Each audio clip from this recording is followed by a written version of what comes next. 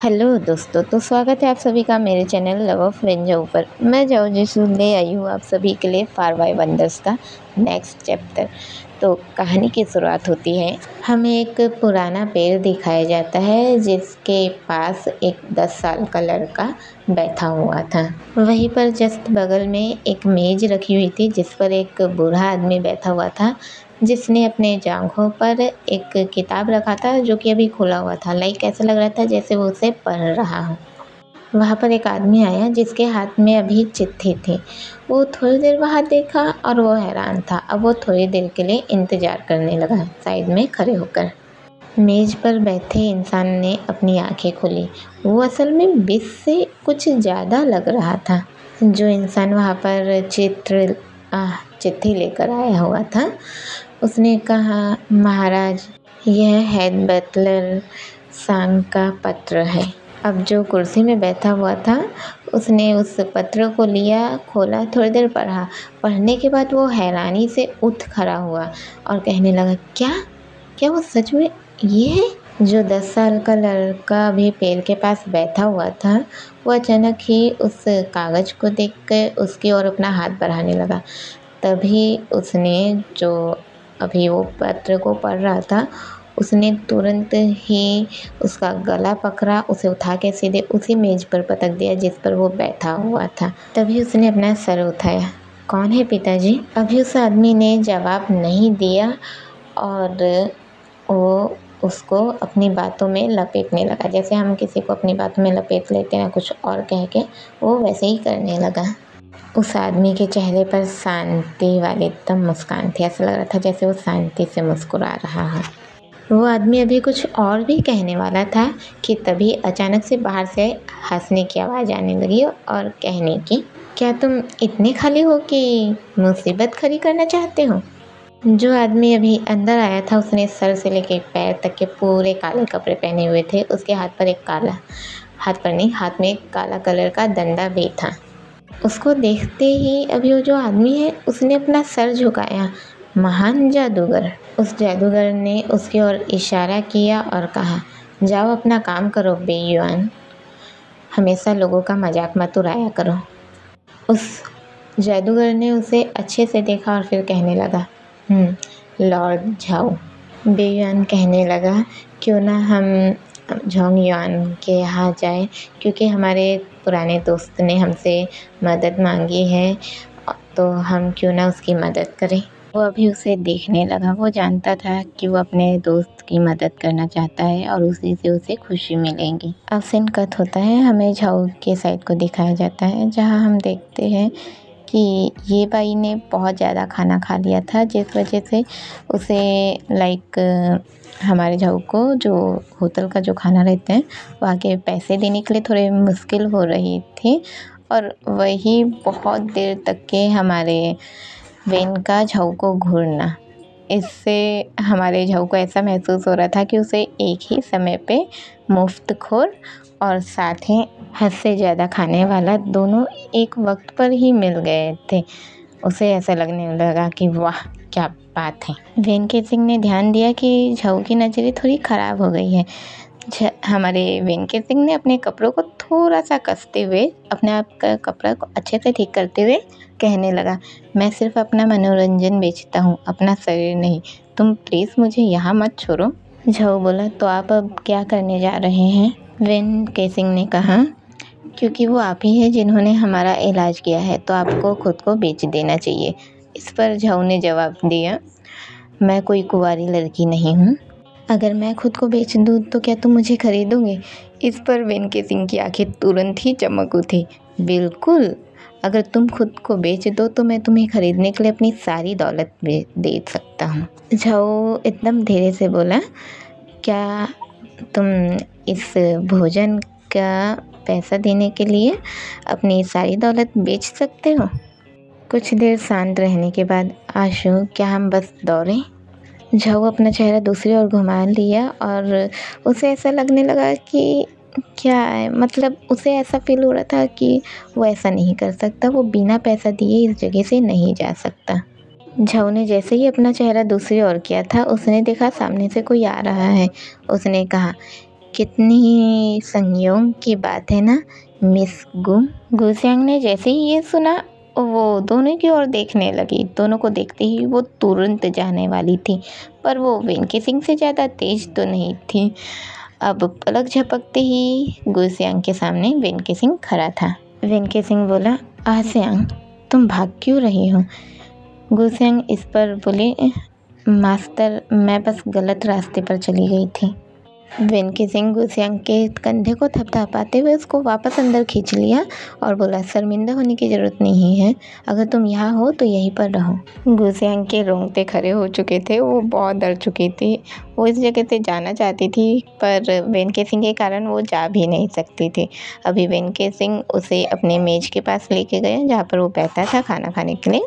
वही लेकर गया, उसे बिठाया, फिर पूछा, गुसियांग क्या तुम्हारे पास पैसे हैं? गुसियांग ने तुरंत ही अपना सामान निकाला जिसमें चांदी के कुछ टुकड़े थे, सोने के भी थे और बहुत सारी चीज़ें थी।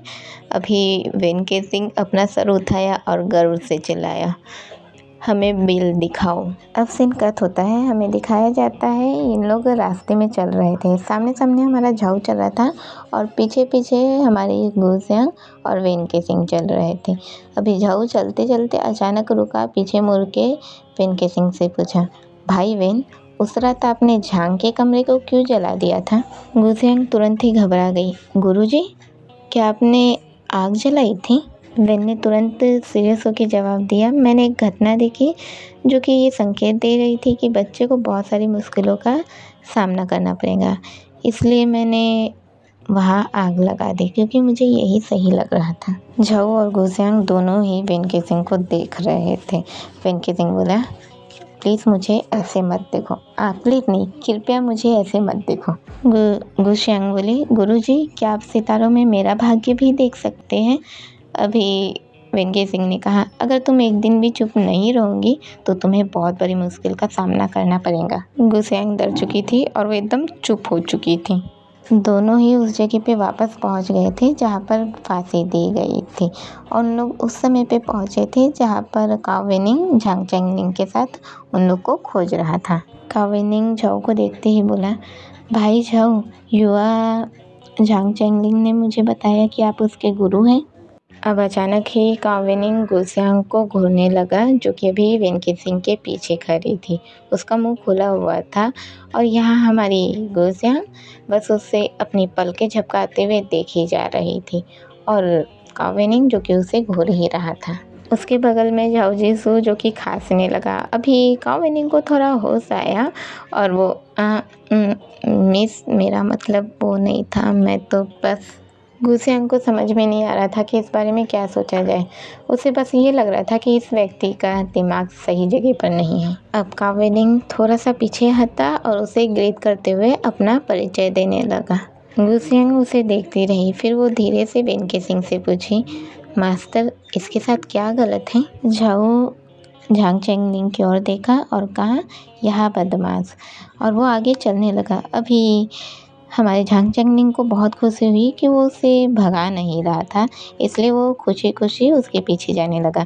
अभी वेन केसिंग भी काओ वेनिंग के कंधे को थपथपाया और गुसियांग के साथ अपने कमरे में चला गया। जब दोनों थोड़ी दूर जा चुके थे तब गुसियांग ने धीरे से कहा, मास्टर वो बूढ़ा मेंग भी यही है, वो आपसे नीचे के बारे में कुछ बातें करना चाहता है। वेन केसिंग एकदम शांत था। वो धीरे से बोला, क्या बूढ़ा मेंग भी मुझे बताना चाहता है कि मुझे क्या करना है? हाँ, अभी हमारा जो झाऊ है उसने अपने कमरे में झांग चैंगलिंग को ले आया था। वो उसे बैठाया और बोला, यहाँ बैठो, मुझे तुमसे बात करनी है। चैंगलिंग शांति से बैठ गया और बोला, आप क्या पूछना चाहते हैं?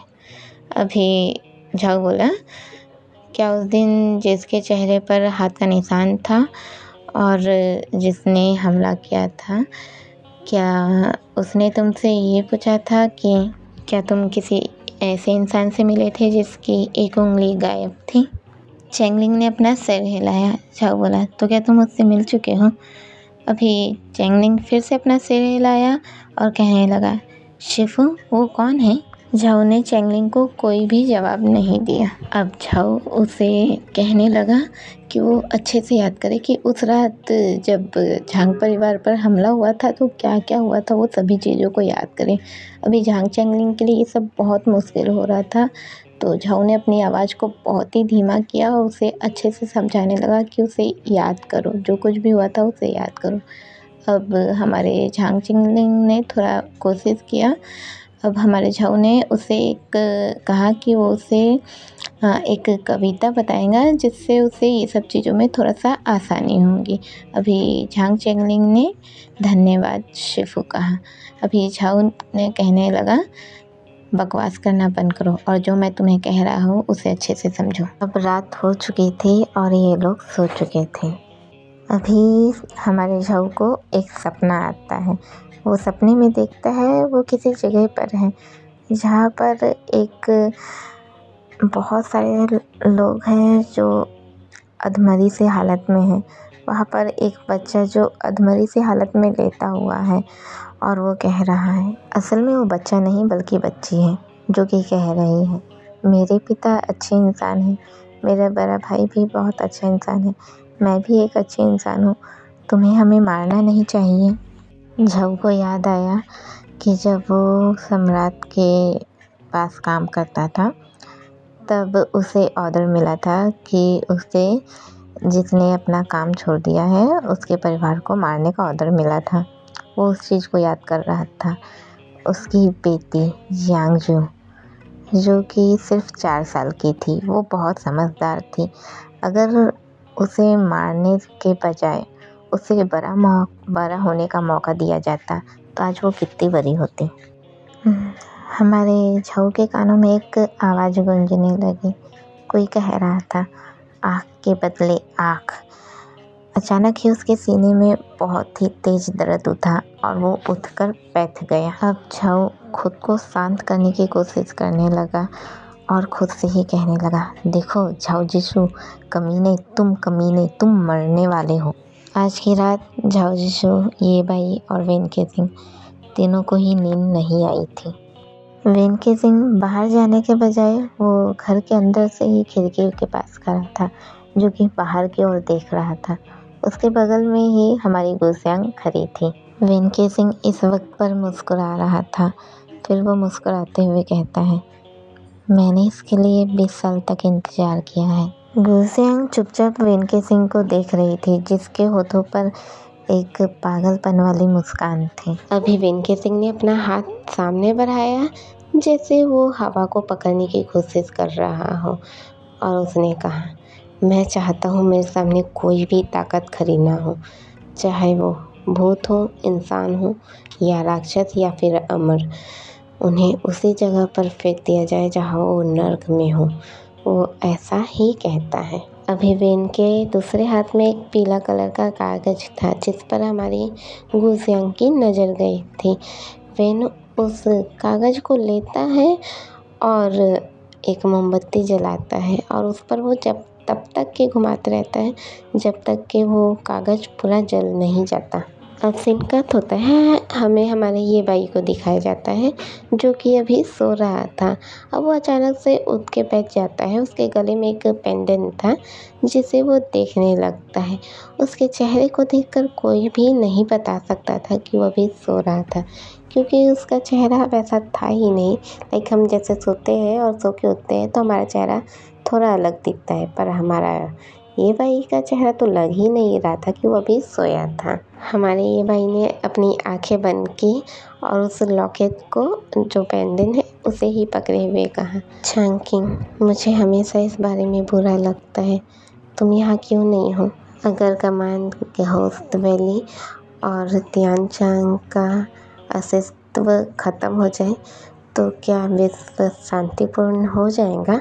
अगली सुबह सभी का स्वागत सबसे हुआ, मतलब जो सूरज की रोशनी और सारी सभी उनसे उनका स्वागत हुआ।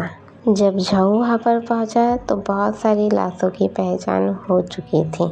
इनमें से एक गाओशोंग का शिष्य था जो कि डेंगक्वान था। झाऊ इसके बारे में ज़्यादा कुछ तो नहीं जानता था और हमारी गाँव शेलांग जो कि अभी बेहोशी की हालत में आ चुकी थी। किसी के गर्दन पर रेशम का धागा था, किसी को टुकड़ों में काट दिया गया था, किसी को खूनी हथेली से मारा गया था। हर एक इंसान के मरने का एक अलग ही कारण बताया जा रहा था। झाऊ ने किसी को अपने बगल में ही बड़बड़ाते हुए सुना, हाँ, किंजर के भूत घोंसले से बाहर रेंग रहे हैं। झाऊ ने अपने बगल में देखा, वो और कोई नहीं बल्कि ये बाई था जिसके चेहरे पर एक दर्द वो देख सकता था। अभी झाऊ ने पूछा, क्या? ये बाई ने झाऊ की ओर देखा और उसका चेहरा एकदम नॉर्मल था और उसने कहा, क्या तुम बहरे हो? झाऊ ने अपना मुंह चुपचाप दूसरी ओर कर लिया। इसी वक्त पर ये बाई ने उसके कंधे पर हाथ रखा और कहा, आज रात मुझसे यहाँ मिलो, मैं तुम्हें कुछ बताना चाहता हूँ और इस जगह के बारे में दिखाना चाहता हूँ। वो जब ऐसा कह रहा था तो उसके बोलने का तरीका ठीक वैसा ही था जैसा झाऊ ने खुद बात किया था जब वो हमारे जियांग चैंगलिंग से बातें कर रहा था। झाऊ ने फैसला किया कि उसे वो नज़रअंदाज करने वाला है, पर उसने अपना सर हिला दिया। अचानक भीड़ में से आवाज़ आई, इन लोगों की हत्या क्यों की गई? हम में से हर कोई घोस्ट वैली की निंदा करता है और घोस्ट हम में घुल मिल गए थे, तो उन्होंने केवल इन 9 को ही क्यों निशाना बनाया? क्या वे इतने मूर्ख हैं कि पूरे मुक्केबाज समुदाय के खिलाफ युद्ध छेड़ दे, या आप में से कुछ लोग हमसे कुछ छुपा रहे हैं? गाओ चोंग अचानक खड़ा हो गया।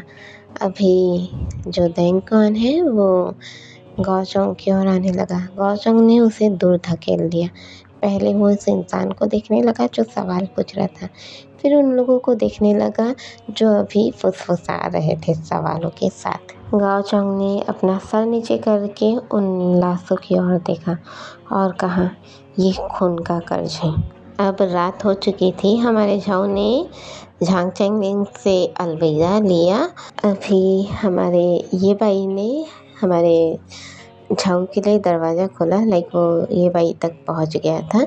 अब उसने उसके लिए दरवाज़ा खोला और उससे कहा, तुम मेरे पीछे आओ, और वो उसके पीछे जाने लगा। उसके बगल वाले कमरे में ही हमारा वेन केसिंग था जो कि उन लोग की बातें पहले ही सुन चुका था। उसकी उसने अपनी बाहें मोड़ी, आंखें से कोड़ ली और अभी वो एकदम गुस्से में लग रहा था। वहीं पर हमारी जो छत की ओर ने जगाया था, होके लटकी हुई थी, जम्हाई लेते हुए बनी थी। मास्टर, आपने कहा था झाऊ का बैकग्राउंड थोड़ा रहस्यमयी है और आपको लगा था कि वो आपकी योजना में खंडित कर सकता है, तो आप तो उसे शुरू से ही उस पर नज़र रखने वाले थे, पर आप उस पर नज़र क्यों नहीं रख रहे हैं? वेन ने गुसियांग की ओर देखा और ठंडे स्वर में कहा, तुम्हें क्या लगता है तुम मेरे काम में दखल दे सकती हो? गुसियांग तुरंत ही छत से नीचे कूद गई और थोड़ा ये हो गई कि नॉर्मल सी हो गई।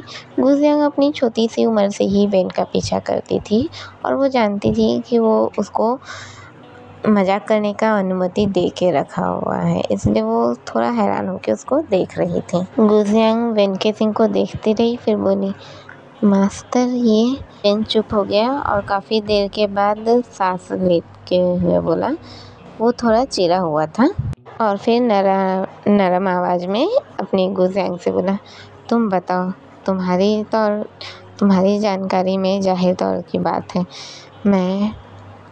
मुझे सुंदर महिलाओं में कोई दिलचस्पी नहीं है।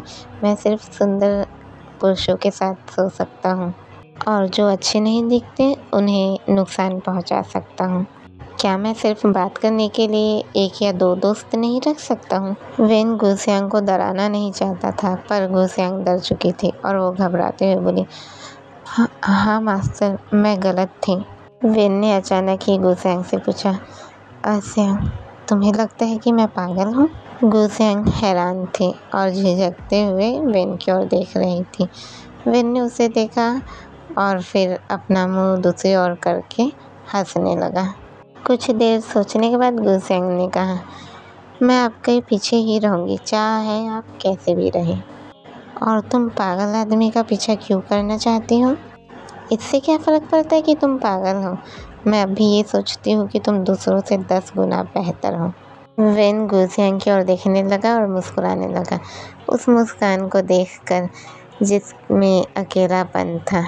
गुसेंग को हर्ट हुआ। गुसेंग इस वजह से कही, मास्टर, मुझे लगता है आप वाकई में एक महान व्यक्ति हैं। वेन जोरदार हंसा और फिर बोला, अच्छा, तुमने आज रात की सारी बकवास के बाद आज फिर से इंसानी भाषा बोली है। इसके बाद वो खिड़की खोला और बाहर कूद गया। गुसेंग बोली, मास्टर आप कहाँ जा रहे हैं? वेन ने अपनी बाहें खोली, लाइक उसने फैलाई जैसे वो उड़ रहा हो, और बोला, ये भाई भरोसेमंद व्यक्ति नहीं लगता। उसका पीला चेहरा सिर्फ खतरे का संकेत देता है।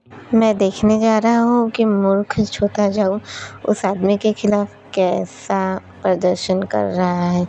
मुझे उसकी चिंता है। ये भाई झाऊ जिसू को आधी रात में बहुत दूर ला चुका था और उसने झाऊ को आधी रात में इतने दूर लाने का कारण भी नहीं बताया था। अभी ये बाई और झाऊ एक दूसरे को देख रहे थे। अब हमारे झाऊ को नहीं पता था कि उसे इतनी रात को इस जगह पे क्यों लाया गया है, पर उसे कुछ तो गड़बड़ ऐसा लगा था, इसलिए वो कुछ दूरी में उससे खड़ा था और उसको देख रहा था। बहुत देर के बाद ये बाई ने कहा, तुमने क्या खोज की है? झाऊ चौंक गया। उसने अपनी आंखें नीचे की और कहा, कृपया अपने इस जूनियर को माफ़ कर दो। इसने तुम्हारे इन कुछ दिनों में बहुत अपना अपमान किया है। कुछ देर की चुप्पी के बाद ये बाई ने अचानक ही झाऊ के कंधे पर एक तेज तलवार वार किया। झाऊ घबरा के तुरंत जमीन से कुछ फीट दूर गया ताकि वो उससे बच पाए। ये बाई भी उसके पीछे जाने लगा। अभी दोनों के बीच हाथापाई हो रही थी। इस बीच हमारा झाऊ कहा, आप क्या चाहते हैं सर? बाई ने कहा, अरे बदमाश, तुम चाबुक वाली तलवार का इस्तेमाल करते हो, है ना? झाऊ हैरान हो गया और वो उसे देखने लगा। ये पहली बार था कि हमारा झाऊ ये बाई की क्षमता को पहचान नहीं पा रहा था, पर ये बाई तो उसे अच्छे से जानता था। ये बाई ने झाऊ के लड़ने के तरीके को देखते हुए, उसके मार्शल आर्ट को देखते हुए कहा, तुम्हारा शिफू जैसे होल्डिंग का पूर्व स्वामी किन हुआयांग है ना? जब छोटी सोच की बात आती है तो तुम दोनों एक ही पंख के पंछी हो। झाऊ ने ठंडे स्वर में कहा, मेरे गुरु का पहले ही निधन हो गया है। इस जगह पर आपके बहुत सम्मान किए जाते हैं और मैं आपको अपने गुरु पर कोई भी गंदे दाग नहीं लगाने दूंगा। ये भाई एकदम हैरान हो गया और चिल्लाने लगा, क्या किन हुआयांग मर गया? झाऊ जवाब देना चाहता था, पर इससे पहले कि वो जवाब देता, हमारे ये भाई की आंखें नीचे हो गई। वो कहने लगा, बेशक ऐसा हो सकता है। समय इतना ज़्यादा बीत चुका है, मैं उससे इतने समय से नहीं मिला हूँ। हर एक चीज़ बदल चुकी है। अब किन हुआयांग भी नहीं रहा। झाऊ ये बाई को देखता रहा और फिर वो शांत हो गया। ये बाई ने अपना हाथ सामने किया और कहा, मुझे अपना तलवार दिखाओ। जब झाऊ ने कोई जवाब नहीं दिया तो ये बाई थोड़ा तेज आवाज़ में कहने लगे, तुम्हें क्या लगता है कि मैंने उसे नहीं देखा है? मैंने इसे तुम्हारे शिफू को बहुत पहले ही तोहफे के रूप में दिया था, तो फिर मैं उसे क्यों नहीं देख सकता हूँ? झाऊ को याद आया कि उसकी तलवार पर बाई शब्द खुदा हुआ था। उसे वो याद आते ही उसने अपनी कमर को थोड़ा सा झुकाया और उस तलवार को बाहर निकाल के ये बाई को दे दिया। जब ये बाई झाऊ से उस तलवार को ले रहा था तभी उसने उसके कपड़े को देखा। ये बाई कहने लगा, हमेशा इस टाइप की घृणित कपड़े पहनना, मुझे तुमसे और तुम्हारे शिफू से नफरत है।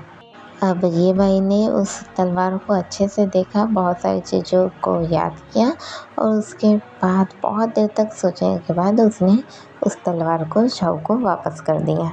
अब झाऊ ने ये भाई से कहा, आपने मुझे यहाँ क्यों बुलाया है? मेरे इस बात को कहने के अलावा क्या आप कोई, वो इतना कहने ही वाला था कि तभी ये भाई के एक हथेली सीधे ही उसके चेस्ट पर आने वाली थी। झाऊ ने ये बाई के हाथ को रोक लिया। उसे महसूस हो रहा था कि ये बाई का हाथ उसके शरीर की जांच कर रहा हो। अचानक ही उसके शरीर पर एक ठंडा ठंडा पसीना आने लगा। अब अचानक ही इन लोग की लड़ाई होने लगी और जैसे ही लड़ाई होने लगी हमारे झाऊ के आँखों में बस अंधेरा छाने लगा। अब जैसे ही अंधेरा छाने लगा उसकी आंखें हल्की हल्की खुलने लगी। जब उसकी आंखें हल्की खुली तो उसने देखा उसके पीठ के पीछे कोई और खड़ा था। अभी उस इंसान ने झाऊ को पकड़ते हुए चिल्लाया, तुम क्या कर रहे हो? उसने ये भाई के हाथ को दूर करने के लिए अपनी आस्तीन उठाई और ओह कहते हुए बेधड़क भिड़ गया। अब हमें बताया जाता है कि ये दोनों ही लड़ना शुरू कर देते हैं। ये कोई और नहीं बल्कि हमारा वेनके सिंह था। वेनके सिंह इस वक्त पर हमारे ये भाई से लड़ भी रहा था और उसने हमारे झाऊ को कवर भी करके रखा हुआ था। और फिलहाल के लिए इतना ही दोस्तों। मैं नेक्स्ट चैप्टर, जैसे कि आप सभी जानते हैं, मैं बहुत लेट लाती हूँ क्योंकि मेरे अपने रीज़न हैं। तो आप सभी बताइए ये एपिसोड कैसा लगा और एक प्यारा सा कमेंट उसमें ज़बरदस्त जय विंझोल लिख दीजिए, बाकी और कुछ नहीं चाहिए।